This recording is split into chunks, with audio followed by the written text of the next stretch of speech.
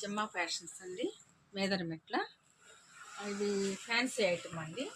ఇది కొంచెం పట్టు టైప్ వస్తుంది. నిమ్మపండు కలర్కి కింద వైలెట్. సేమ్ అలాగే 3 ఉన్నాయండి. ఇక్కడ 3 వాళ్ళు చేసుకోవచ్చు. ఇవి ఇట్లా బార్డర్ వస్తుంది వైలెట్. దీనికి పళ్ళు వచ్చి ఇలా వస్తుందండి.